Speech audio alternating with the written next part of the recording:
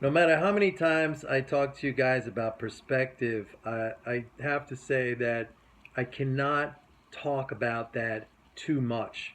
Perspective is very, very important. Now, to give you some more perspective, I want to talk about high frequency trading because some of you guys might be thinking, oh, and going back to something I've discussed in the past, or something I've brought up on the video in the past, was some of you might be thinking, oh, I don't know if Mike's system is for me. I have to sit in these positions, and it was a whole discussion. I think I entitled it, "Are You a Fraud?" to try to help you to come to terms with your true feelings. That is, are you interested in making money, or are you interested really in just the action? Okay, the trading action. Now, along those lines, some of you might think, I wish there was a more sophisticated way to do this, like the high frequency trader guys who are using these super powered computers, and they're setting up their computers right down there at the exchange, and orders jump in front. They see what's coming down the pipe, and they jump in front in milliseconds before, and they make all this money. If only I could do that. Maybe some of you are even tinkering around with these algorithm based approaches. Okay, so perspective, here we go.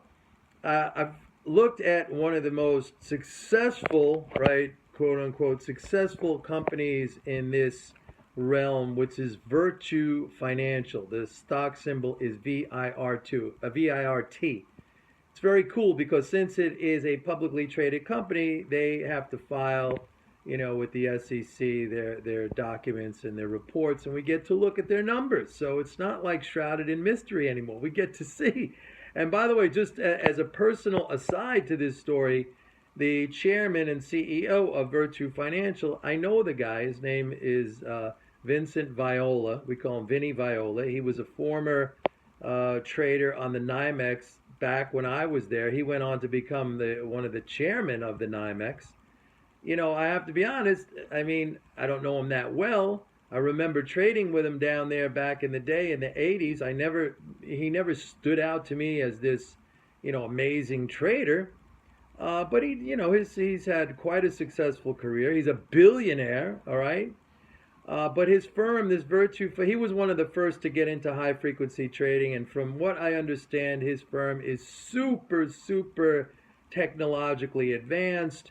He's a very well-known guy with major contacts. I'm sure all of the firm's servers are hooked right up there at the New York Stock Exchange. And basically, the model for these things is these things see the orders coming down the pipe and they jump in front of it. It's like legalized front running, okay? And they trade thousands and thousands of times, a day, maybe a second. I don't know. So you think, wow, with all this technology, how can I compete, right?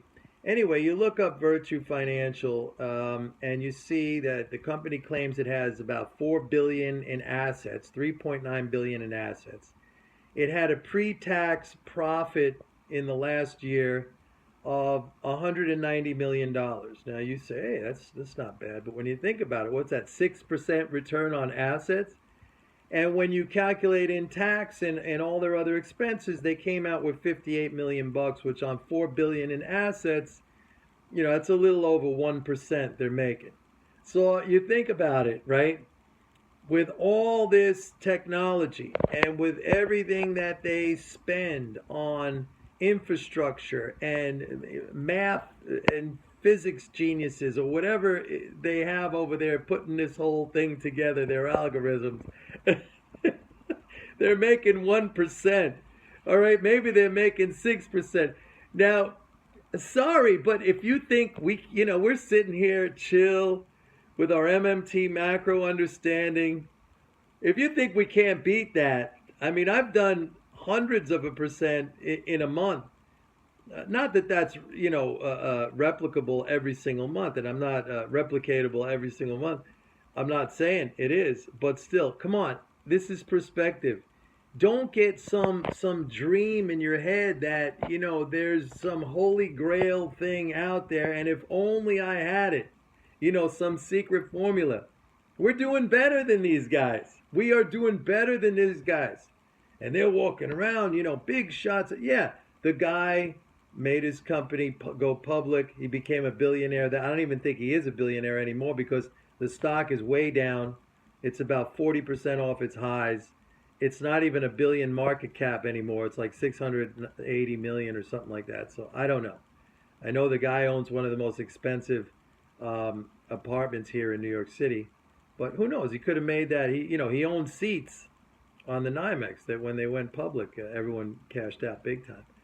But keep that in mind. That this is the fanciest, most technologically advanced, big, very smart firm, super secret. You hear it being spoken about. Ooh, they're making 6%. That's before taxes. So come on, people, really. Don't knock yourself. And just think about it. You're doing better. We're doing better than all of them. All of them. Okay? Chase Bank, JP Morgan, Jamie Dimon making $27 million a year in compensation. They make 0.75% return on asset. So pat yourself on the back, people. Perspective. It's a big deal. Believe me.